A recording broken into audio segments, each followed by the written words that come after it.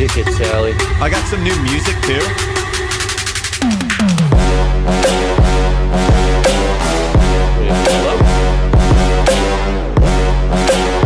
All right, first topic. What are some ugly truths that either people refuse to believe or they just don't know? Here is the actual headline that I found over on Reddit. What's an ugly truth many won't accept or don't know? So again, if you have any of these and you're over in the YouTube chat, you're more than welcome to bring them up over there. We'll bring them up on the show. I think I asked you guys before. Did you guys have any that you wanted to? I had a few, bring up? but they're mostly general. They're what? I said I have a few, but they're like general. It's not like crazy ones that I'm sure we'll see from this Reddit post. Well, no, I mean, I got a couple. For the most part, they're not really all that crazy. But go ahead, Lane, give me one of yours. Looks do matter. Looks do matter. I'm down here. Could be shocked. I mean, yeah. I mean, haven't they done studies that have shown that the more attractive somebody is, the more people will go out of their way to do something for them? I actually saw or heard a report that it's women will choose less appealing guys that don't look as physically attractive as life partners. And the reason why is because biologically, in their head, they'll see it as this guy will not cheat on me. So you'll see a lot of like gorgeous women with just fat dumps of clay. And you always wonder why they're married, and it's because they feel that the guy will not go out and cheat on them. That's why they are married to him. So I guess we'd have to ask the women in the chat if that's true or not. Yeah, is that true? Women in the chat, let me know. I will ask my wife this later because she's out of my league. The only one I had is that some people don't want to be told that they're bad drivers, and they won't admit to it, even though they're the shittiest drivers in the world. Is that one of your I hard know truths? a few people like that. Or ugly truths? All right, what else? What else you guys got for ugly truths? What's another one you got, Frank? People being annoying. What about just don't know it or don't want to accept the fact that they are. You know, that is very similar to one that we're going to get to from here on Reddit that we'll get to here in a bit. Let me go ahead and start going through these. So if any of these are kind of related to one of the ones that you guys were going to bring up, make sure you chime in and let me know. But the first one that we have up on the board, you can do everything right and still fail. I unfortunately think that there's far too many people that don't understand this fact. They think that if they do everything, if they do everything right and they do everything as they should, then everything will be fine and that will be it. And there was a response to this. I think it's this one. Yeah, it says here, I'm an RN who was training some medics. For some reason, they were taught that if they did everything right, the patient would live. I had to tell them they could do everything right and the patient would die. They can do everything wrong and the patient will live. Is there Dr. Nick? Hi, everybody. Hey, put the blue thing connected to my wristwatch. In all reality, I see... I think that's one of those things that people don't quite understand is that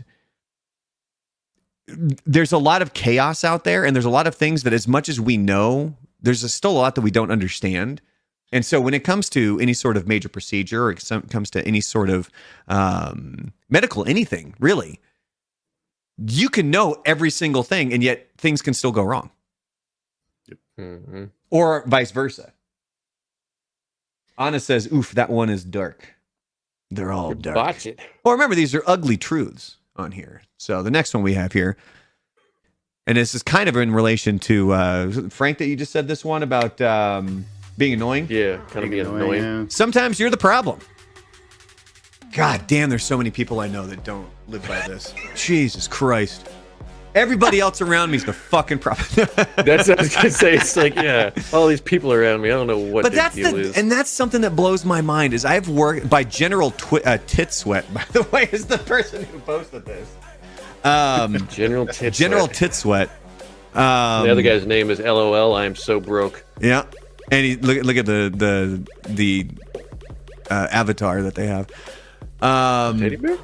But again, this is one of those situations where I've worked with countless people who truly would do nothing but complain about everybody else, and everybody else is the problem. And at some point, you're just like, At what point do they start to realize, oh shit, it's me? And unfortunately, I just don't think they do. We had somebody like that at work. They thought everybody was the problem. This is like one of my first jobs, blaming everybody and going around.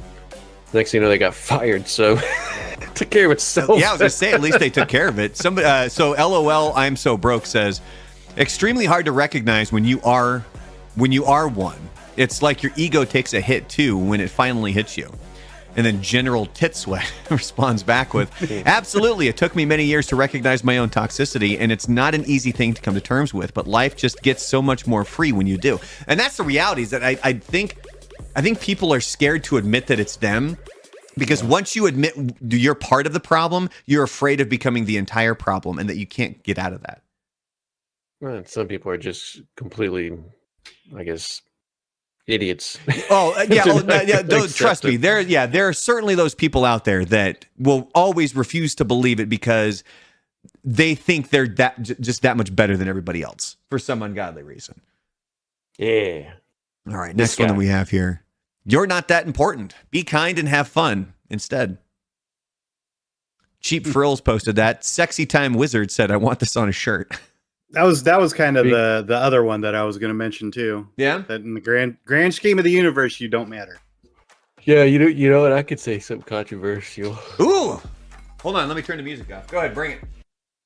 Well, the whole Black Lives Matter thing started. Like, my perspective of things is kind of universal, and it's almost like humanity in some respect was a giant mistake, but also like we had the smallest chance of actually becoming what we were. And so when that whole thing started about Black Lives Matter, my response, somebody asked me like, well, what do you think about it? My response was, no lives really matter. Everyone's going to die at some point anyways. I mean, that's just part of the universe. Now that's pretty if some dark. lives mattered, we wouldn't have people dying out here. They would be living forever. So, I mean, I didn't care about it either way, because to me, it was just a way to make money. See, it went dark. Well, I mean, we're talking about ugly truths, so this is going to get a little bit dark. But in the grand scheme of things, no lives matter. Truly, in the grand scheme of things, you're not even a blip on the radar of anything in the universe, like at all. Well, even if you think of how long the universe has been around, like if you put it on like a ruler length, ours would like human, like it would barely be at the beginning of that ruler. It would be, I mean, and there's so much more out there that has been around longer, and we're trying to make it seem like, well, we're the annoying people that are not paying attention to being the idiots. Humans, we are douchebags. Beard just put in the chat, not all kids are cute. That's true. Yep.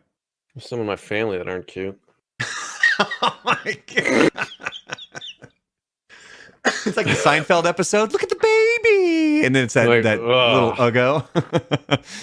Next one here. Kind of, again, same theme here. This one says, life isn't fair. Once you accept that, things get easier to understand. To which... Yeah, man. Flaming Ice Cream responds, another way to phrase this would be, not every bad thing happens for a reason. Sometimes people just get cancer. Sometimes people are abused. Sometimes people just die. None of it is part of a grand, meaningful narrative that works everything out for the best in the end. In this world, things just happen sometimes, and we have to learn to live in this world. And that's one of the problems that we run into is, and again, I believe they've done studies on this, that our brains try to connect dots that aren't necessarily there. That's why you get conspiracy theories like you do. Yeah, you find that on YouTube and the internet every day. Yeah, but it's I mean, there's a reason for that. It's because chaos is so confusing to our brains. We try to make sense of things by making it so that, well, this relates to this and relates to this and relates to this. Now, if somebody wants to look at something that was bad in their life, something that happened, they went through a divorce or somebody passed away or something like that, and they want to use that as motivation, and, well, this happened for a reason, or let's say you get fired. This happened for a reason, and you use that to motivate yourself to do better, that's fine. There's absolutely nothing wrong with that. But I've always been a major advocate of, things don't just happen for a reason. Things just happen, and it's how you react to them that creates your reality. And that's it. Because and again, this is where the completely depends on your belief system, because if you are truly somebody who believes in a higher power, you're going to think that, yes, this person, this, whichever God that you pray to, put this thing in your way or change this aspect of your life, and they did that for a reason. Where my side, the way that I look at the, essentially everything, is that it's all chaos, and we aren't sure what's going to happen, and the only thing that we can do is react in our best interest and react the best that we can. That guy's name reminded me that the Flaming Lips are coming to town here to do a concert. Here's a fabulous calls I answer. Says, luck factors into your success more than we want to admit. Yeah. Luck of birth. I mean, think about that right there. Think about, like, there's one in here. I can't remember if it was in this question or another one that I was looking at earlier in the week, but it was about and it might be one that we get to later, and it may have been a hard truth or something, but it was like miscarriages are far more common than men believe, or men really understand. Like, I'll cut in on this a little bit, though. Luck, sure, it has a factor, but brown nosing and butt kissing your supervisor, I've had that happen where I work a lot, where people were on the cusp of getting fired, but they were great at brown nosing and butt kissing supervisors, that they would get promotions and pushed up to positions they're not supposed to be in over talented people, because the talented people showed up to actually do work instead of, be a brown. So as much as it is luck, sometimes just be social and blow some freaking hot air up a supervisor's ass, and that can get you promoted quicker than anything else. Sadly enough, I agree 100% with that. There have been so many people that I've known that just were good at kissing ass. They weren't good at their job. They were just good at being buddy-buddy with people, and they built a career off of that. When this goes back about 15 years ago, but when I was working retail and I was the assistant manager of the store, our manager quit. And they brought in this guy who had worked with us before, and I swear to God, the guy would fall asleep standing up in the store. Like, he would just fall asleep standing up. And they made him manager because when he was a kid, he was at a summer camp to where the owners of the store now owned. They were the counselors. And he basically was buddy-buddy with them, and they put him in charge of the store. And all of us were like, good Lord. And the guy got fired because he was stealing money and giving out discounts. Yeah, there you go. And it's just, it's just stuff like that. If you have connections, or if you know how to blow smoke up people's asses, you will move ahead quicker than any amount of luck or hard work will do for you. See that, and that's something I could never ever do. Like, it makes me feel icky thinking if I want to be.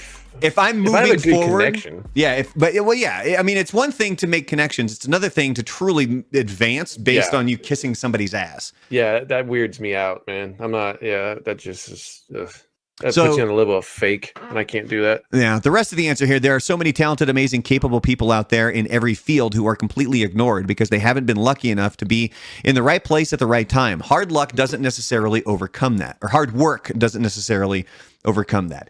I don't 100% agree with that. I am a firm believer that if you do truly put your nose to the grindstone, and you really do put in the work, it just might take longer than you expect. And I think that's where things go haywire for some people, is they expect instant gratification. They expect, I'm going to put in the work, and within a month, I'm going to be here. It doesn't work that way. That's also one thing I learned too, is I would tend to, in my younger life, stay at jobs for a long period of time, because in my head I would think that loyalty of being there would get you promoted quicker and get you higher pay. And then I would have people that would come, they'd work like, a month or two, and they'd leave the job and go somewhere else, and you'd meet them like a month, 6 months or a year down the road, and they're now making double what you are because they are jumping from job to job. And I was never one of those that could do that. But I would say to people, if you're at a job where you don't think it's going anywhere, don't feel loyal to them. Find something and just job hunt until you can. That'll get you higher paid and higher promoted quicker than staying somewhere for years and years with just them basically taking advantage. They're glad that you're there, being the Hank Hill of propane and being the assistant manager for 20 years. Propane accessories, boy. Yeah, good Lord. Damn it, Bobby. That boy ain't right. And speaking of your Flaming Lips concert, this is the last one for this topic of what are some ugly truths. A music concert which plays at greater than 110 decibels is permanently injuring their fans. Somebody else chimes in here. It's actually just over 85 decibels is permanently injuring their fans because 85 is all you need for hearing damage. And this comes from a sound engineer. Beard, you can also chime in on that one. Aerosmith did it to you? Yeah, dude. I left that concert and I couldn't hear for 3 days after that. And there's like tones that I can't hear now because we were almost with the speakers there and they were blowing that shit out. Man. What? Yeah. What? Thank you, Aerosmith.